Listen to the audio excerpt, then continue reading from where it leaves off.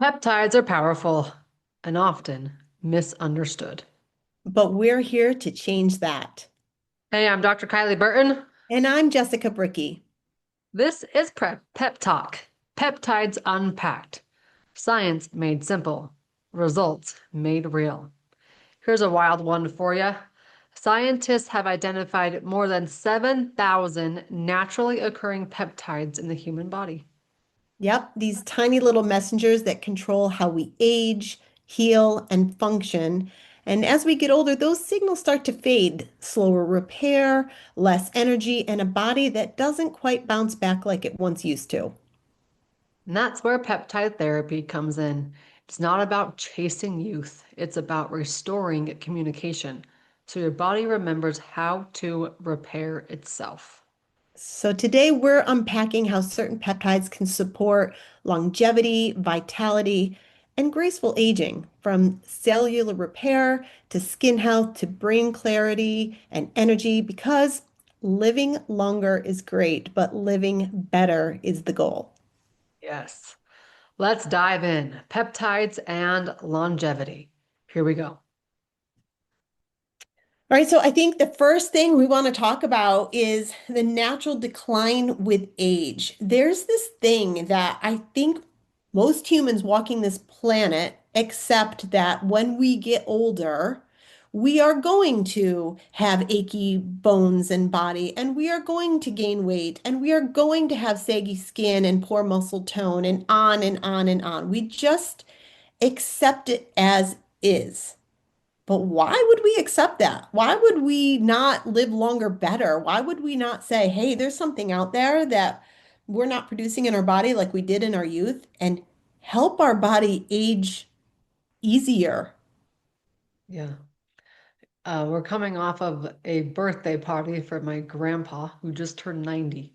Oof, He's doing happy pretty good. birthday. Yeah. But my little son, we were making a birthday present for him with, we were making 90 out of these perlers. You know what those are? They're like the little What were beads. they? They're called perlers. Oh, I've never heard of them. Well, they're like little beads that you can form in a shape and then you melt it together with an iron so they stay. Oh, cool. So he made a 9-0 and we put a necklace on and gave it to Grandpa when we got to his birthday party. And Easton had said to me, Mom, only 10 more years until Grandpa turns 100. And I said, I don't know if Grandpa wants to live another 10 more years, bud. No, he grew up like he was born in 1935. And we did some statistics yesterday at the birthday party where a gallon of gas was 23 cents. Mm. You could buy a home for $6,300. You could buy a car for $580. It's my Oh, monthly. times have changed, right? Yeah. But we were talking about this age gracefully. And as we're driving home, my husband says to me, I really don't want to live like that. I don't want to be old in that way. Right. I want to be able to take care and do the best that I can so that, at 75, I can still get on an airplane. At 85, I can still, whatever it looks like for you, to age gracefully, to not just live longer, but live better. And I feel like that was a perfect accumulation of coming off of Grandpa's birthday party last night. He's the only one I have left. So I Oh, wow. watched the other three pass, and Andrew's grandparents are, in their mid 80s, starting to show their age as well. And he's having a hard time with it. He's like, they could die. This could be our last Christmas. I'm like, honey, I've watched three of them go. Unless something crazy happens, it can take a while for the aging process to occur toward the point of death. Right. But let's not talk about death. Let's talk about living life to its fullest and allowing peptide therapy to help us do that. Yeah. I mean, to me, I had one of my grandmother who lived to 87, 87, then she got stomach cancer, unfortunately. But up until that 87th birthday, she was vibrant and she would run around and she um, had a memory that is just enviable because even in my 30s, I didn't have the memory that my 87-year-old grandmother did. What was the difference? Well, first and foremost, how she nourished her body her entire life. That's first and foremost. Because we make these peptides naturally in our intestines, she was eating her whole life things that she grew in her garden or the cow from the farmer down the Yep. road, and that was where Yep. she got her chicken and she got her eggs and she got her beef. Or she canned everything. So her nourishment was completely whole and completely pure before it became trendy to do so, right? Because Before it became like you had to go out of your way to have a lifestyle like that, that right. was the standard That was lifestyle. it, right? And so when I think about her at 87 years old, I have a memory of her. My husband said something really smart assy to her, and we were at a party, and she got up out of that chair. We were in the firehouse where we had a big community gathering. She got up out of that chair and she chased him around those tables, like ran after him, like, just playful, but so funny at 80 something years old. And I want that for myself. But man, if I think about 20 years ago where I was not headed towards a life at 87 years old. Well, first of all, would I have lived to 87? Secondly, I sure would not have been that vibrant. We've just done such a good job at creating such shortcuts in our life. We don't have these natural peptides that we should be making anymore. We've kind of destroyed the process a little bit. So why don't we kind of jump into like why do we become deficient to begin with? Sure. Yep. Because we make them Why naturally. do we need peptides if we Why do we make them need? naturally? Yeah. So peptides are largely made in the small intestines, just like our immune system cells are made there, just like part of our thyroid c- hormone is changed there. Like our intestines are not just about absorbing nutrients. They're doing a lot of other work in there. And over time, with a life that is always on the go, super high stress, and a lousy diet, and not getting the rest that we need, that we think is a luxury, must be nice that you can go chill. All of those things are contributing to the decline of our gut health, where we naturally make these peptides. So, on top of a lousy lifestyle that's contributing to blood sugar imbalances, we're no longer making these peptides because the environment to make them it doesn't exist in most Americans. And I should emphasize that. Largely, this is an American problem. The same thing. You walk around Europe and you don't see the majority of people being in the obese range. Their Yeah, I lifestyle. remember walking through Japan. I did study abroad there after my undergraduate years. And, you know, I want to be fit. I want to exercise. I want to do those things. And what was available to me was to just go take a jog. And I like to do HIIT training. So I would do like a 30-minute jog, but on the corners of the streets, I would do push-ups or jumping jacks or something like that's just a little bit different than just straight up jog. And I can't tell you how many times I heard the words American as people walked past me. It's just different where they want to be as skinny as possible and not have muscle, whereas we're just very different cultures. And diet is a huge factor in that. But also, we hear about the toxins in the air. We hear about all these things that we have to deal with, whether or not we want to, we get to deal with them. And how do we get to help our bodies handle them more efficiently? Right. Yeah. So when we think about those simple things like movement, chronic stress, all of those things are breaking down that gut health, right? And so if we are dealing with a toxic overload, whether it's stuff that we're just exposed to in the environment or the foods that we're putting in our body, that's going to create inflammation in the intestines, in the whole GI tract. And we don't really think about that, especially like people that are of a healthy weight or when we're young. We think about, well, I can eat anything, and it's just a calories in, calories out perspective. We're not thinking about the damage that's being done to the body long term. And I like to use the term like skinny fat. There's a lot of skinny fat people that are they're walking around this planet, right? They are able to eat all the garbage and internally they may be on the scale a small number, but internally they're a disaster. They're gonna have problems down the road. But all of these things that we're doing that are destroying that gut health, and I almost feel like people are tired of hearing it. Like people are tired of hearing about gut health and our microbiome and the good bacteria versus the bad bacteria. Well, it does matter. And it really comes down to um, how do we manage that? And sometimes we can manage that just by living a healthy life. And sometimes we're going to need some support like peptides in order to turn the lifestyle stuff around.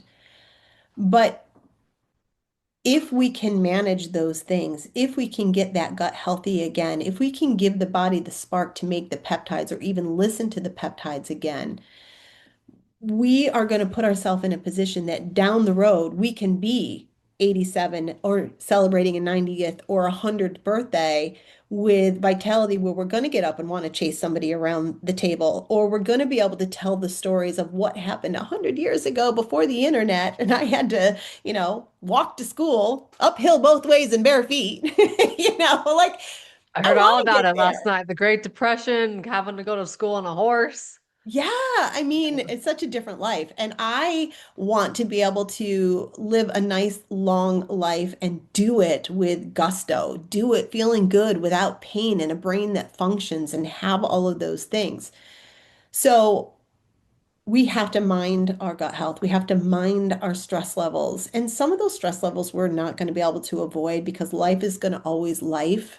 And we're going to have a response to stress, which is going to create inflammation. But there's other things that we're doing to ourselves that increases that stress level, or we're doom scrolling on our phone at, 11, 12 o'clock at night instead of going to sleep. Like that all matters. That recovery stage all matters, and it all impacts the the manufacturing and listening of these GLP-1s or the GIPs or whatever peptide it is that we're talking about. We use that example a lot, GLP and GIP, because that's the thing that people are most hot about. Yeah, we've got a couple specific points here on why we become peptide deficient. The first one is naturally decline with age, just like hormones, collagen, or growth factors. Second, chronic stress. How often does our culture glorify busyness Hmm. as a badge? Poor sleep, inflammation, environmental toxins, and nutrient gaps all blunt peptide production. Number three, the liver and gut play big roles in peptide signaling. When they're overburdened, messages don't travel well. And last but not least, think of your body like a group chat. When there's too much noise from things like stress, toxins, and inflammation, the messages stop getting through. Yeah. So peptide therapy doesn't replace what's missing, but it helps to remind your body how to send those signals again and then how to listen to those signals again. It's really pretty remarkable. All right, so that's how we can become peptide deficient. Now, who can benefit from peptide therapy? Everyone.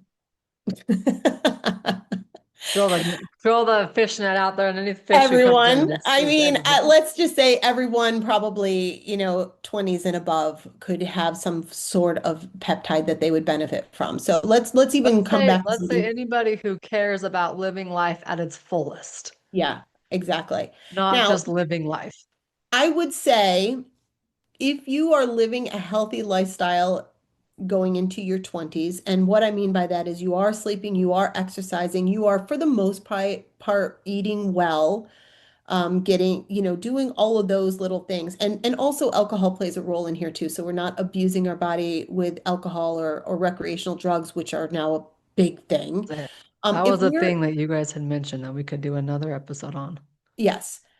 So if we're checking all those boxes in our 20s, probably peptide therapy isn't as necessary unless we have a surgery, an injury, or something like that, in which case there's peptides that will help us heal better. For the most part, our body at that age is still producing pretty well, because we don't have age as a factor and maybe the stress. Again, if we're living a healthy lifestyle. If we're not living a healthy lifestyle, maybe we were raised in a house where we didn't have good habits around how we ate, how we snacked, how we handled stress. And we're heading into those 20s already behind. Peptide therapy, like GLP-1 or whatever, might help us kind of get on track to change those foundations and have a better life. So it really does depend. I say everyone because I really do think there's a peptide out there for everyone. And I say it sort of joking, but sort of not. The one thing that comes to my mind immediately is, when we can say everybody can benefit from this, but in reality, deep down, hidden, buried inside of some individuals, many of them actually, is a feeling of worthiness, Hmm. is a feeling of being worthy to have and to live that extravagant life, where maybe it's sexual abuse in their history, maybe it's emotional abuse or physical abuse, or somebody just telling them that they're not worthy of X, Y, and Z, whether it be religion. Like there's so many different ways it can come. And that gets ingrained in our brain and it Yeah, gets ingrained in who we are when in reality it has nothing to do with us. So I'm unpacking my worthiness, not attached to the income I produce. right. And I think I can resonate with a lot of women, especially, and even men, where it's like, you know what, you are worthy of living not just longer, but living better. You are worthy of being that energetic mom who takes all the kids to the playground. You are worthy of having that vibrant intimacy with your spouse of 30 years, even in your postpartum, or sorry, your postmenopause years. I'm postpartum, you're post like in the menopause age. I Right. just want people, and I want all the listeners to know, even if you're thinking about putting this on the business side, like you are so worthy of the things that you want in life. And peptide therapy just might be the aspect that helps you get there and get there faster. Yeah, exactly. Well, I think when we really break it down, who can benefit, I think the key things are, I say everyone, but pretty much anybody that's feeling off from modern day living, right? The top groups of that being midlife adults that are noticing maybe slower recovery, fatigue, brain fog. Maybe it's those that are healing from chronic stress, injury, or inflammation. Can we Women pause that on are, that real quick? yeah, I'm in the athletic space. yep, Can you imagine how cool it would be to get all these like high schoolers who like my brother had a career-ending hamstring strain pull. right. Basically came off the bone. His senior year of high school, he was already signed with BYU to go run for them, and they were very great in working with them. But I'm always just wondering, what if Yeah. peptide therapy was part of his recovery plan? I'm certain that these are What being would have the track and used. field experience been like for him in Yeah. college versus what it was? Yeah. I'm certain that these are peptides that are being used out there in the professional sports and collegiate level sports and everything right now. I'm sure that there's a lot of people using them Even because like there's the nothing the wrong. This is not CrossFitters, an enhancement. right? It's just something that's helping your body heal based upon naturally occurring chemicals in your body. Right, exactly. I would say the other really big group of people that could benefit from this, women that are postmenopause or men with declining hormone balance. I don't think we give men enough. We don't talk about men and their declining hormone balance like we tease about it, menopause, but it's a real thing that men experience as they age and their declining hormones. So both people that are in that category could really benefit. Um, and I would say practitioners or wellness seekers that are wanting more cellular support for longevity. So even if you're like me, who walks the talk, right? You're doing all these things, but maybe your body's not responding as well as you thought that it should, this might benefit you. You're already I focused on those basics, the nutrition, the sleep, the minerals. They're just going to amplify the results that you're seeking. I think about the chiropractors who are working with people in recovery. So like say they got injured from a personal injury case, maybe a car wreck. Hmm. Maybe, a friend of ours, he had a bike crash, totally crushed his wrist. Like when I saw the x-ray, I didn't even recognize that as a wrist. I Wow. thought it was his ankle. Oh, It's been a little while since I saw x-rays, but right. um, like I just think about for those of you who are in that space, you can easily incorporate it into your therapies. And also, if you are one of those individuals, like my husband fell on a dirt bike and totally crushed his leg to where his ankle was facing the wrong direction, spiral fracture in his tib Oof. fib, and now he's got a rod in there. But there are so many applications to peptides that we're just breaching the surface, and to say that the only thing they do is weight loss is absurd. Right.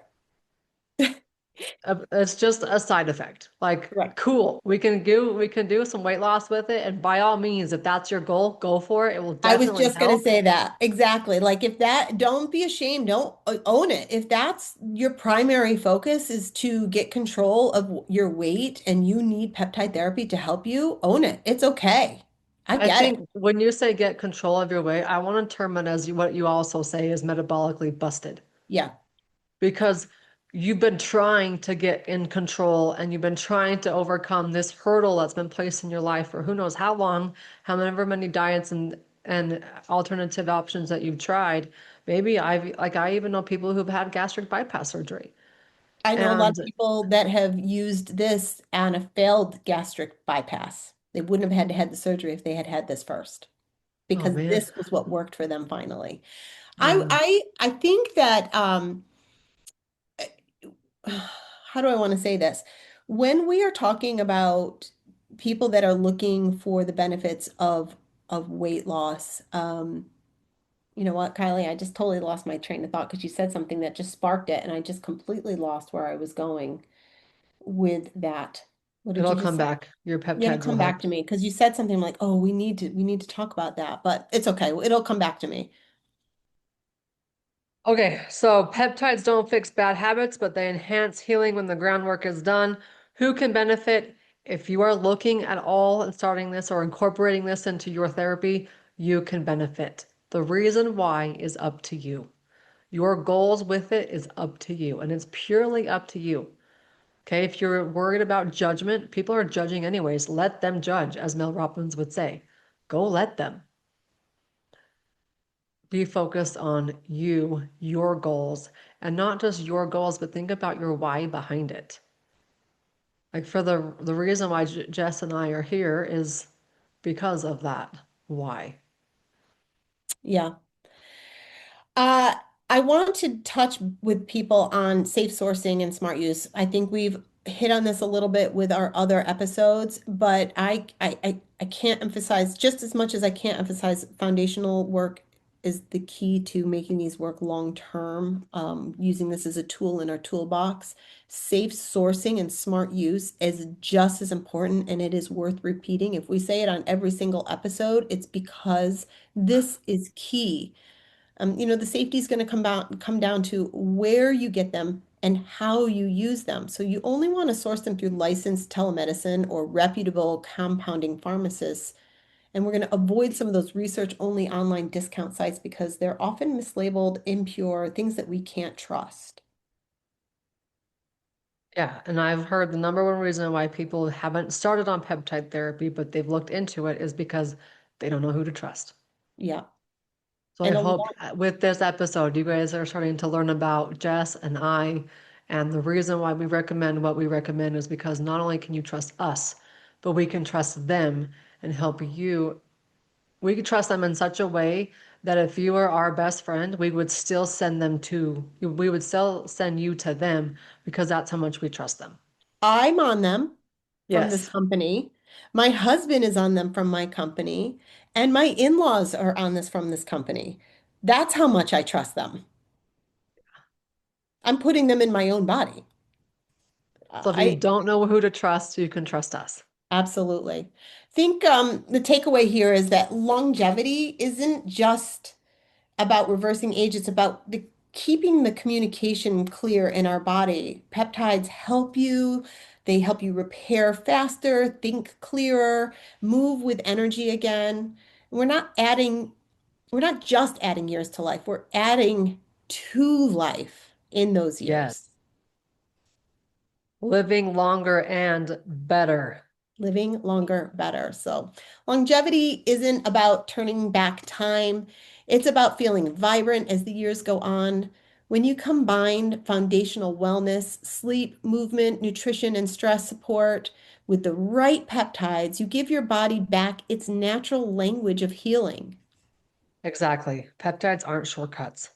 They're reminders of how your body is designed to work. They help you age efficiently with energy, clarity, and strength. And who doesn't want more energy? Really. So if this episode sparks some curiosity, make sure that you're following the show, everything that we're putting out, and join us next time as we talk about what are we going to talk about next? I think GLP-1, maybe GLP-1 and GIP-1, GIPs specifically, and the peptides that are going to power your metabolic reactions. Now remember, this is a limited series podcast, so you're getting all of the episodes up front right now. You can binge listen to all of them, but I would recommend you start at episode 1 and you work your way through because they do build upon each other. Jess, where can they learn more about you? All right. Well, they can find me on my website, B2B, that's the number two, B2BwithJess.com, or you can find me on my Instagram, that's at Jess B as in boy underscore LMT underscore NC. And I'm Dr. Kylie. You can find me on the other podcast that I host, unshakablebrain.com. If you are interested in getting started with your peptide therapy, go to drkylieburton.com/peptides. If someone else has sent you here, please go reach back to them and see how you can get started. If you are a practitioner interested in beginning or incorporating peptide therapy into your clinical toolkit, you can also go to drkylieburton.com/peptides. If you were sent here by somebody else, please make sure you go reach back out to them if you're interested in building the business side of this. But Jess and I are so glad that you're here. We are so glad that you've come on board with this ride with us. As we conclude this episode, this is Pep Talk, Peptides Unpacked. Science made simple, results made real. See you next time. See ya.